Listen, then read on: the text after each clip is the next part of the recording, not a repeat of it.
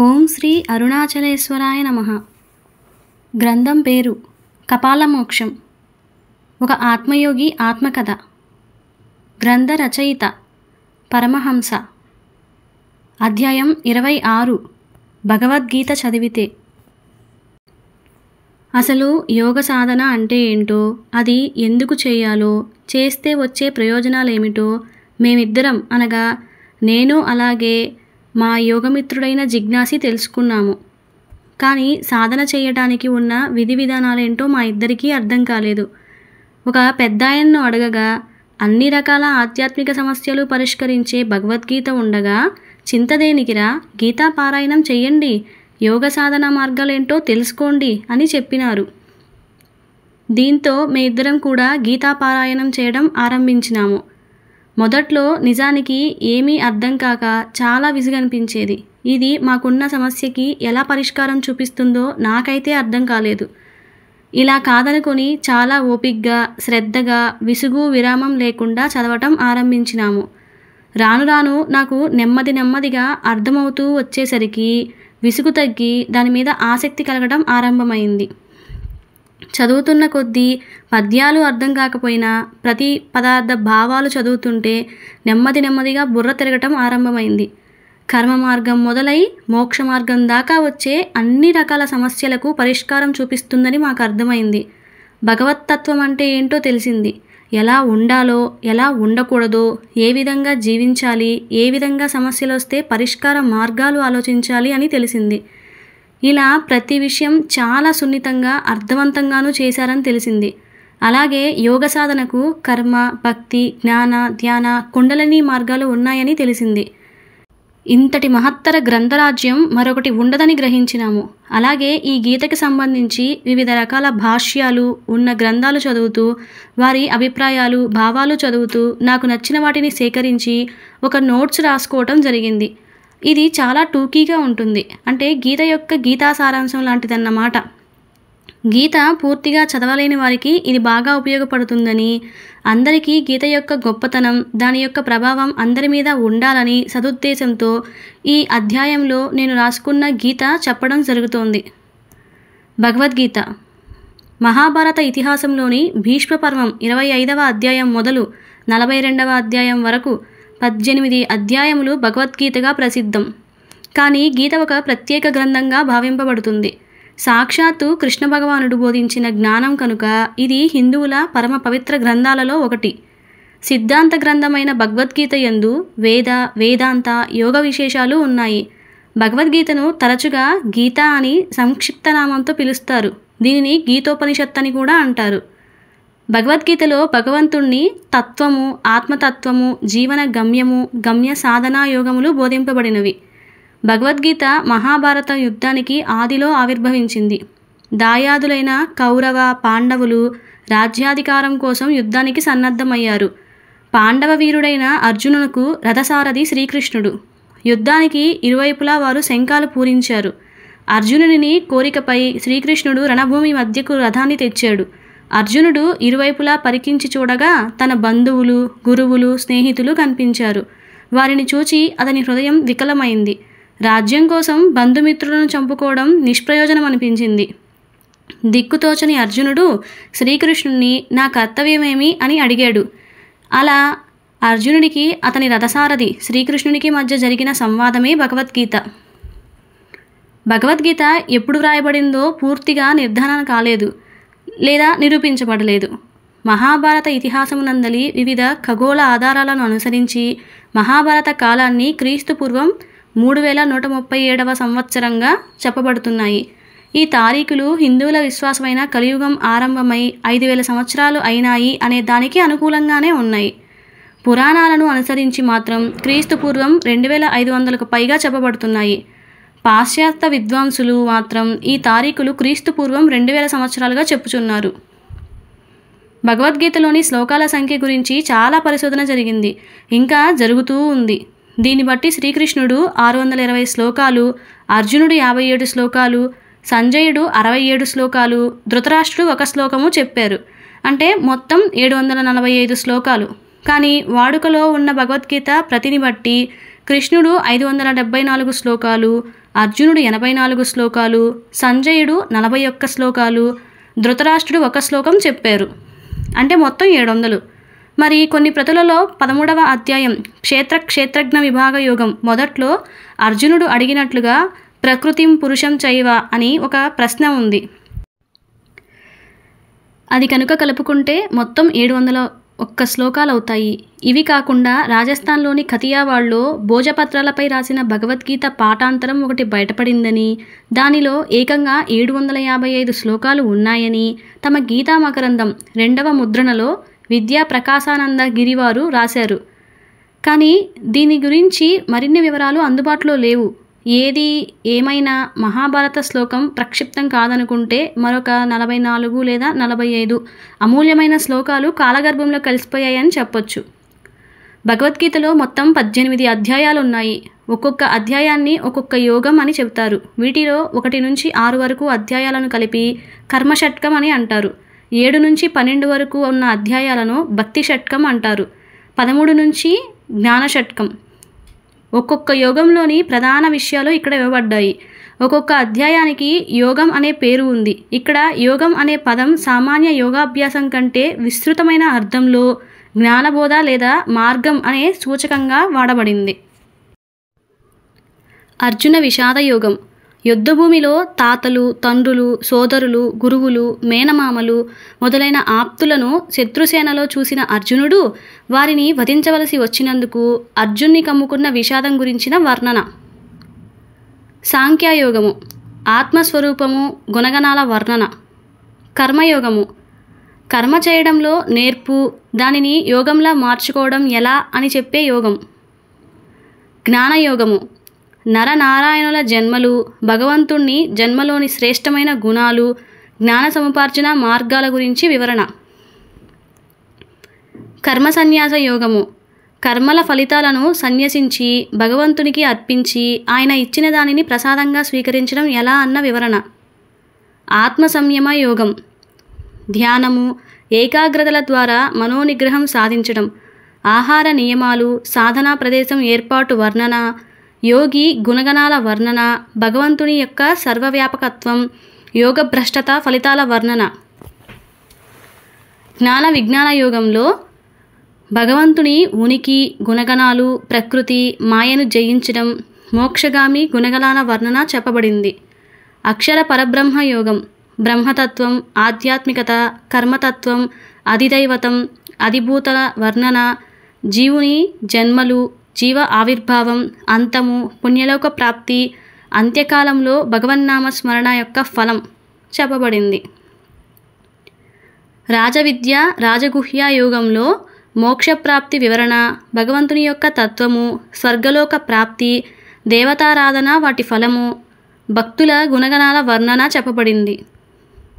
విభూతి యోగంలో భగవంతునిని చేరే మార్గము, భగవంతుని యొక్క విశ్వవ్యాపకత్వం గురించి వర్ణింపబడింది. విశ్వరూప సందర్శన యోగంలో విశ్వరూపం గురించిన విస్తారమైన వర్ణన ఉంది. భక్తి యోగము. భక్తి యోగ వర్ణన, భగవంతుడిని ప్రియం పొందగలిగిన భక్తుని గుణగణాల వర్ణన. క్షేత్రజ్ఞ విభాగ యోగము. ఇందులో ప్రకృతి పురుషులు, క్షేత్రము, క్షేత్రజ్ఞుల గురించి జ్ఞానం తెలుస్తుంది. గుణత్రయ విభాగ యోగము. సత్వగుణం, రజోగుణం, తామస గుణం యొక్క వివరణ, వారి ఆహార వ్యవహారాల వర్ణన చెప్పబడింది. పురుషోత్తమ ప్రాప్తి యోగము. భగవంతుని యొక్క స్వరూపము మరియు తత్వము, పురుషోత్తముణ్ణి చేరే మార్గము వివరించబడింది. దైవాసుర సంపద్విభాగ యోగములు. దైవీ గుణ సంపద, అసురీ గుణ సంపద కలవారి ప్రవృత్తి, ప్రవర్తన, ఆలోచన ఎలా ఉంటుంది అనే దాని గురించి వర్ణించారు. శ్రద్ధాత్రయ విభాగ యోగము. సత్వ, రాజసిక, తామసికములనబడే 3 విధములుగా గుర్తించిన శ్రద్ధలను గురించిన వివరణ. మోక్ష సన్యాస యోగము. మోక్షప్రాప్తికి కావలసిన జ్ఞానము, సన్యాసము గురించిన వర్ణన. ఇక అర్జున విషాద యోగము. ధర్మక్షేత్రమైన కురుక్షేత్రంలో నావారు పాండుపుత్రులు ఏం చేశారు సంజయ అనే ధృతరాష్ట్రుని ప్రశ్నతో ఈ యోగం మొదలవుతుంది. తరువాత సంజయుడు అక్కడ జరిగిందంతా చెప్తాడు. మొదట ఇరుపక్షాల సేనలను సంజయుడు వర్ణిస్తాడు. అర్జునుని యొక్క కోరికపై పార్థసారథి అయిన శ్రీకృష్ణుడు ఉభయసేనల మధ్య రథాన్ని నిలిపాడు. అర్జునుడు కురుక్షేత్రంలో మోహరించి యుద్ధసేనలను చూశాడు. ప్రాణాలకు తెగించి యుద్ధానికి వచ్చిన బంధు, గురు, మిత్రులను చూశాడు. వీరందరినీ చంపుకొని రాజ్యం పొందడమా అని మనస్సు వికలం అయ్యింది. కృష్ణ, నాకు రాజ్యం వద్దు, సుఖము వద్దు, నేను యుద్ధం చెయ్యను, నాకేమీ తోచడం లేదు, కర్తవ్యాన్ని బోధించు అని ప్రార్థించాడు. సాంఖ్యయోగము. సాంఖ్యము అనగా ఆత్మానాత్మ వివేచన. కర్తవ్య విమూఢుడైన అర్జునుణ్ణి కృష్ణుడు మందలించాడు. తరువాత అర్జునునికి ఆత్మతత్వాన్ని బోధించాడు. తానే చంపేవాడినన్న భ్రమ వద్దని తెలిపాడు. ఇది గీతలోని తత్వం విశదపరిచిన ప్రధాన అధ్యాయం. దీనిని సంక్షిప్త గీత అని కూడా అంటారు. శరీరానికి ఆత్మకు ఉన్న భేదాన్ని భగవంతుడు వివరించాడు. ఆత్మ శాశ్వతమని, దానికి మరణం లేదని, ఒక శరీరం నుంచి మరొక శరీరానికి మారుతుందని వివరించాడు. దానికి శీతోష్ణ, సుఖదుఖాల వంటి ద్వంద్వాలు లేవు. ఇంద్రియాలకు విషయ సంపర్కం వలన ద్వంద్వానుభవాలు కలుగుతూ ఉంటాయి. సుఖదుఖాలు, లాభనష్టాలు, జయాపజయాలు వంటి ద్వంద్వ విషయాల పట్ల సమబుద్ధిని కలిగి ఫలాపేక్షరహితంగా కర్మలు చేయాలి. సుఖం పట్ల అనురాగము, దుఃఖం పట్ల ఉద్విగ్నము లేకుండా కర్మలు చేసేవాడు ఇంద్రియాలను వశంలో ఉంచుకునేవాడు, అహంకార మమకారములను విడనాడినవాడు, బుద్ధిని ఆత్మయందే లగ్నం చేసినవాడు స్థితప్రజ్ఞుడు అని చెప్పారు. శరీరం అశాశ్వతమైనది. దానిని తెలుసుకున్న శరీరి శాశ్వతం. శరీరి అనగా ఆత్మ అని. ఈ విషయానికి ప్రాధాన్యమిచ్చి కర్తవ్య పాలన చెయ్యాలి. ఈ రెండింటిలో ఏ ఉపాయాన్ని గురించి క్షుణ్ణంగా తెలుసుకున్నా చింతలు, శోకాలు తొలగిపోవును. కర్మయోగము. కర్మలన్నింటినీ ఆవరించుకొని కొంత దోషం ఉంటుంది. అలాగని కర్మలు చెయ్యకుండా జీవనం సాధ్యం కాదు. కర్మల వలన సంభవించే బంధమే జీవుణ్ణి జనన మరణ చక్రబంధంలో కట్టివేస్తుంది. అయితే అహంభావాన్ని, ఫలవాంఛను వీడి కర్మలను ఆచరిస్తే కర్మబంధనాల నుండి విముక్తులు కావచ్చును. అందువలన 1. యుక్తమైన కర్మలు చేస్తూనే ఉండాలి. వాటి ఫలితాన్ని గురించి ఆశించకూడదు. అలాగని కర్మలు చేయడం మానరాదు. ఫలితం ప్రియమైన, అప్రియమైన దానిని సమబుద్ధితో స్వీకరించాలి. 2. కర్మల పట్ల సంగం అంటే ఆసక్తి, వ్యామోహం పెంచుకోకూడదు. కార్యం సిద్ధించినా సిద్ధింపకున్నా గాని సమభావం కలిగి ఉండాలి. ఫలాపేక్ష లేకుండా చేసేదే నిష్కామ కర్మ. ఫలాపేక్షతో చేస్తే కామ్యకర్మలు నీచమైనవి. 3.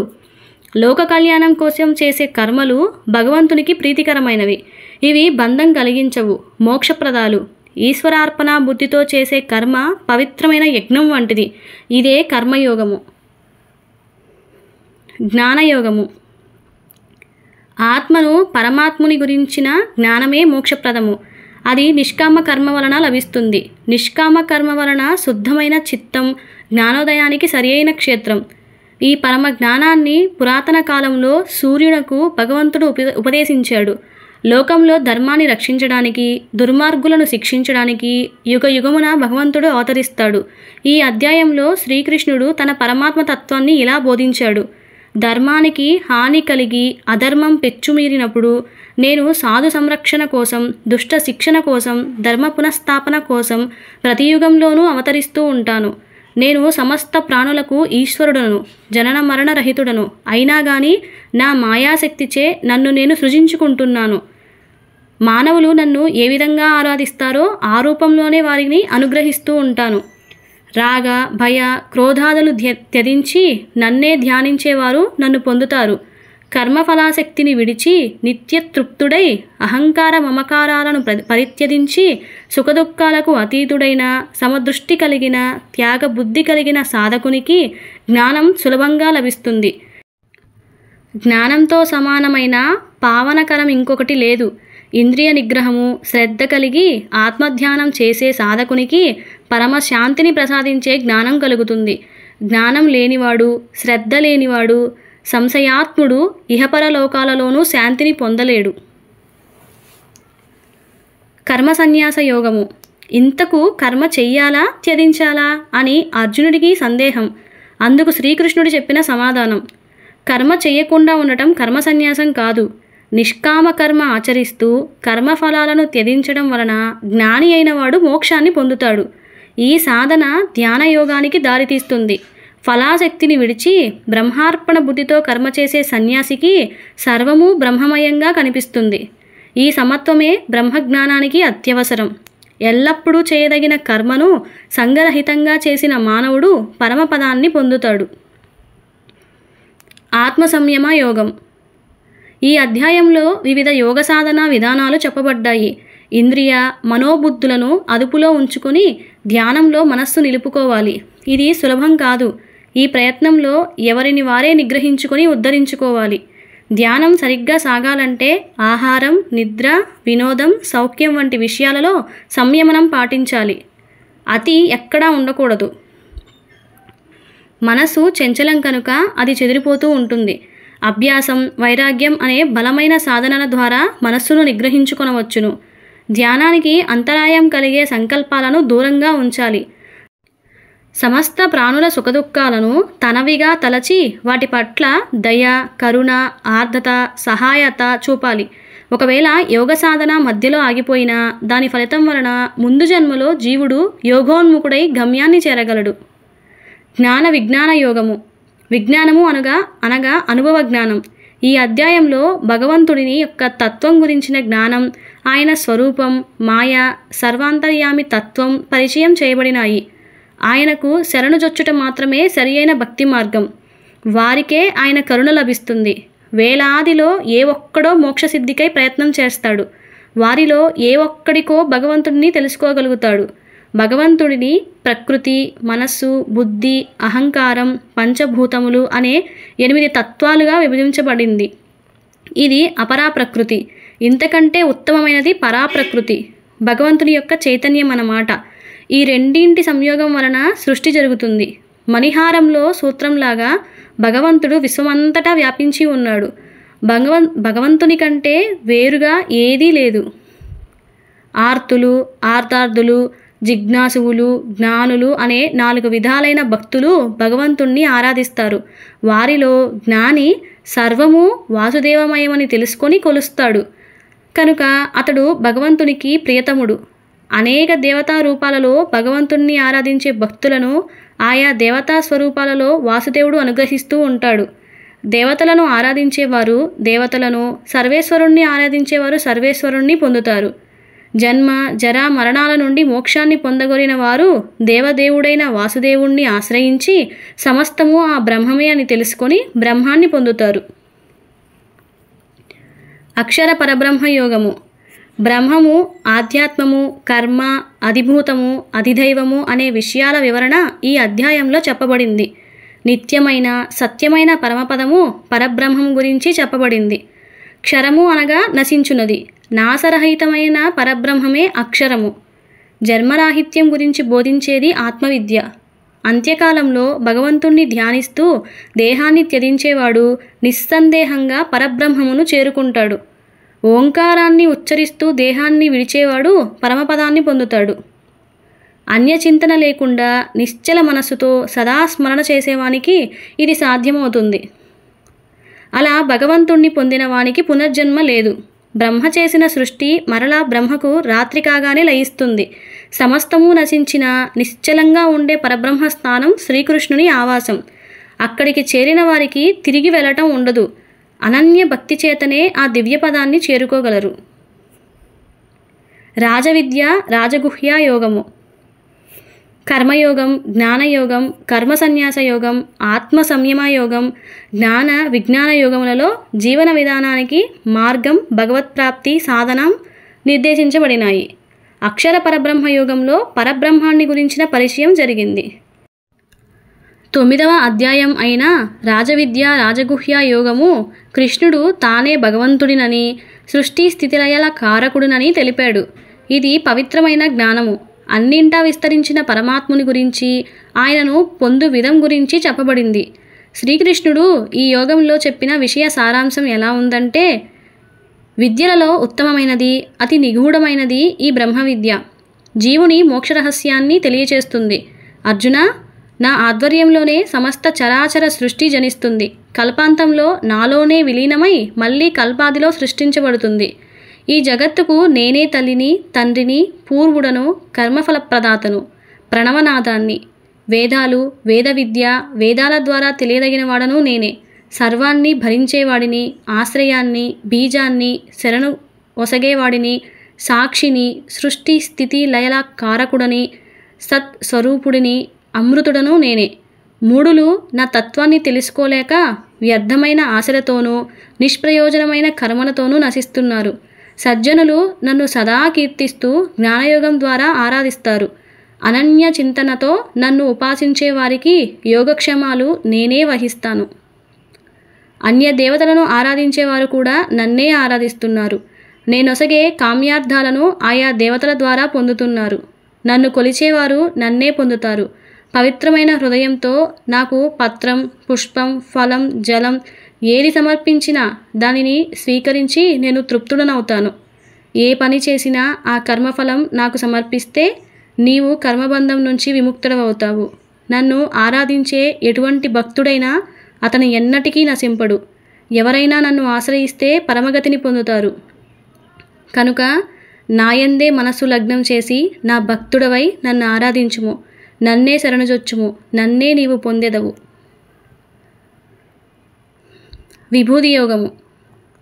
ఇంతకు ముందు యోగాలలో ముందుగా భగవంతుడిని పొందటానికి అవసరమైన సాధన చెప్పబడింది. తర్వాత అక్షరమైన పరబ్రహ్మం అంటే ఏంటో, ఎవరో, ఆ పరబ్రహ్మను పొందటానికి ఏం చేయాలో శ్రీకృష్ణుడు చెప్తున్నారు. ఇక ఈ అధ్యాయంలో ఈ పరబ్రహ్మం ఏ ఏ రూపాలలో గోచరిస్తుందో తెలిపాడు. సకల చరాచరములలో, లోకములో, యుగములలో వ్యాపించి ఉన్న తన అనంతమైన విభూతులలో కొద్ది విభూతులను భగవానుడు అర్జునుడికి తెలియచెప్పెను. నేను సమస్త మానవుల హృదయాలలో ఆసీనుడనై ఉన్నాను. సమస్తమునకు ఆది, మధ్య, అంతము నేనే. అనగా దైవమునకు ఆది, అంతము, నామము, రూపము లేవు. ఆదిత్యులలో విష్ణువును, తేజోమయమైన వానిలో సూర్యుడను, గోవులలో కామధేనువును, దైత్యులలో ప్రహ్లాదుడను, ఆయుధధారులలో రాముడను, నదులలో గంగను, స్త్రీలలో కీర్తి, మేధ, క్షమ, పాండవులలో అర్జునుడను, మునులలో వ్యాసుడను, వృష్ణులలో వాసుదేవుడను, విజయులలో జిగీషునను, మోసగాలలో ద్యూతాన్ని, జలచరాలలో మొసలిని, జలరాశులలో సముద్రాన్ని, వేయేల ఐశ్వర్యమయము, కాంతిమయము, శక్తిమయము అయినవన్నీ నా తేజస్సులో ఒక అంశ నుంచి కలిగినవి. సప్తర్షులు, సనక సనందాదులు, మనువులు నా మానసము నుంచే ఉద్భవించారు. జ్ఞానులు నా దివ్య విభూతులను తెలుసుకున్నవారై నాయందే మగ్నులై పరస్పరం నా గురించి ఒకరికొకరు బోధించుకుంటూ ఆనందిస్తూ ఉంటారు అని తన విభూతుల గురించి తానే ఇలా చెప్పాడు భగవంతుడైన వాసుదేవుడు. విశ్వరూప సందర్శన యోగము. శ్రీకృష్ణుడు విశ్వరూపములలో భగవానుని దివ్య గుణ వైభవాల గురించి విన్న అర్జునుడు భగవానుని షడ్గుణైశ్వర్య సంపన్నమైన తేజోరూపమును చూపమని ప్రార్థించెను. సామాన్య చక్షువులతో ఆ రూపం చూడడం దుర్లభం కనుక కృష్ణుడు అర్జునునకు దివ్య దృష్టిని ప్రసాదించెను. అప్పుడు అర్జునుడు అసంఖ్యాక ముఖములు, నేత్రములు, అద్భుతమైన ఆయుధములు ధరించి అనంతంగా విస్తరించిన దేవదేవుని విశ్వరూపమును దర్శించెను. అది దివ్య మాల్యాంబరధరము, దివ్య గంధానులేపనము. ఆ మహాకాల స్వరూపమును అంతకుముందు ఎవ్వరూ చూడలేదు. అర్జునుడు పులకించి ఆ అనంత రూపుని ఇలా ప్రస్తుతించాడు. దేవదేవ, జగత్పతే, అనంతరూప, సూర్యుని వలె ప్రజ్వలించుచున్న నీ అనంత రూపమును చూడ నాకు శక్యము కాకున్నది. నీవు దేవదేవుడవు, సనాతనుడవు, అనంత శక్తి సంపన్నుడవు. నీయందు బ్రహ్మాది సమస్త దేవతలు కనిపించుచున్నారు. దేవతలు, మహర్షులు, పితరులు నిన్ను స్తుతిస్తున్నారు. ప్రభో, నీకు అనేక నమస్కారములు, మరల మరల నమస్కారములు, ప్రసన్నుడువు కమ్ము అని ప్రార్థించాడు. అర్జునుడిని కరుణించి భగవానుడు తన రూపాన్ని ఉపసంహరించి ఆ అద్భుత రూపాన్ని దర్శించడం తపస్సు వలన కానీ వేదాధ్యయనం వలన కానీ అలవి కాదని చెప్పాడు. అనన్యమైన భక్తి వలన మాత్రమే ఆ దివ్య రూపాన్ని తెలుసుకోవడం సాధ్యమని తెలిపాడు. భక్తి యోగము. పరమాత్ముని సగుణ నిర్గుణ రూపములలో దేనిని ఆరాధింపవలెనని అర్జునుడు ప్రశ్నించెను. రెండును భగవానుని చేరు మార్గములే అయినను సగుణ సాకార ఉపాసనయే భక్తులకు అనువైన మార్గమని సెలవిచ్చెను. ఆపై భగవంతుడు జ్ఞాని అయిన తన భక్తుల లక్షణములను వివరించెను. భగవంతుని ఎడల అత్యంత ప్రేమ కలిగి ఉండటం భక్తి అనబడుతుంది. ఉత్తమ భక్తుడు ఇంద్రియ నిగ్రహమును, సమభావమును, సర్వభూత హితాభిలాషను కలిగి ఉండాలి. ఏ ప్రాణిని ద్వేషింపక అన్ని జీవుల పట్ల మైత్రి కరుణ కలిగి ఉండాలి. అహంకార మమకారాలను విడిచిపెట్టాలి. ఓర్పు, సంతుష్టి, నిశ్చల చిత్తము కలిగి ఉండాలి. శుచి, శ్రద్ధ, కార్యదక్షత కలిగి ఉండాలి. మనోబుద్ధులను భగవంతునికి అర్పించాలి. క్షేత్రజ్ఞ విభాగ యోగము.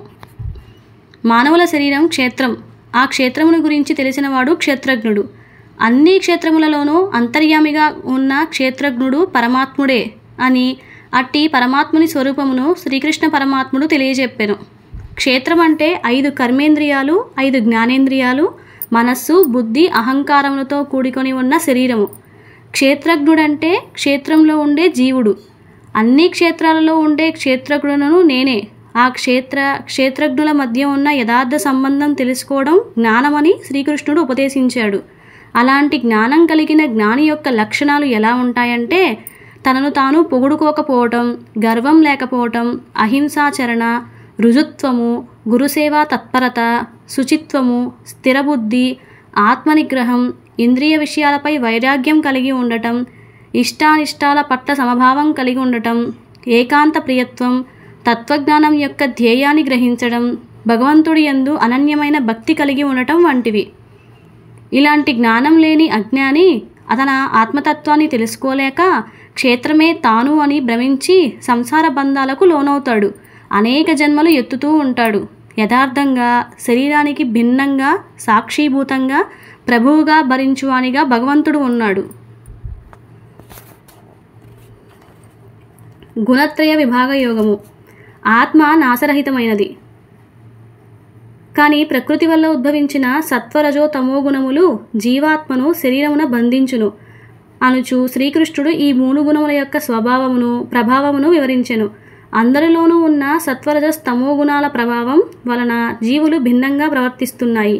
ఈ త్రిగుణాలు ప్రకృతితో పాటు ఉద్భవించి క్షేత్రజ్ఞుణ్ణి క్షేత్రంలో బంధించి ఉంచుతాయి. బ్రహ్మాండమంతా భగవంతుడి కారణంచే సృజింపబడుతుంది. సత్వగుణం నిర్మలమైనది, ప్రకాశింపచేయునది. జీవునికి సుఖం పట్ల, జ్ఞానం పట్ల ఆసక్తిని పెంచే జీవుణ్ణి బంధిస్తుంది. రజోగుణం ఇంద్రియ విషయాలపై అనురక్తిని, తృష్ణను కలుగచేసి జీవుని నిరంతర కార్యకలాపాలలో బంధించి ఉంచుతుంది.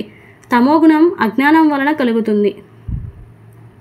భ్రమ, అజాగ్రత్త, నిద్ర, సోమరితనం వంటి వాటిలో జీవుణ్ణి బంధిస్తుంది. సత్వగుణం వల్ల జ్ఞానము, రజోగుణం వలన లోభము, తమోగుణం వల్ల మూఢత్వం కలుగుతాయి.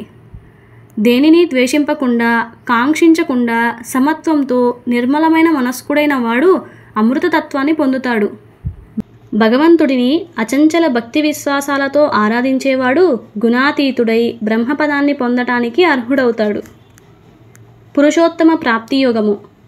త్రిగుణాత్మకమైన సంసార వృక్షమును శ్రీకృష్ణుడు వర్ణించెను. జగత్తులో నాశమొందువాడు క్షరుడు, వినాశరహితుడు అక్షరుడు. వీరిద్దరికంటే ఉత్తమమైనవాడు అతీతుడు కనుక భగవంతుడు పురుషోత్తముడు. పురుషోత్తమ ప్రాప్తి యోగమున అధ్యాయమునందలి 16వ శ్లోకము. ద్వావిమౌ పురుషౌ లోకే క్షరాశ్చక్షర ఏవచ క్షరః సర్వాణి భూతాని కూటస్థోక్షర ఉచ్యతే. ఇక్కడ క్షరుడు అనగా నాశముందు జీవాత్మ అని అర్థం. అక్షరుడు అనగా ఆత్మ, పురుషోత్తముడు అనగా పరమాత్మ. ఇదే త్రైత సిద్ధాంతం. జీవాత్మ, ఆత్మ, పరమాత్మల వివరముతో కూడుకున్న త్రైత సిద్ధాంతమే సృష్టి ఆదియందు దేవునిచే సూర్యునికి చెప్పబడింది. తిరిగి మరలా ఆ జ్ఞానమే దేవుని యొక్క మానవ రూపమైన భగవంతుడు శ్రీకృష్ణ పరమాత్మచే ద్వాపర యుగంలో పరమ పవిత్ర పరిశుద్ధ భగవద్గీత రూపంలో మరలా ఈ లోకానికి చెప్పబడింది.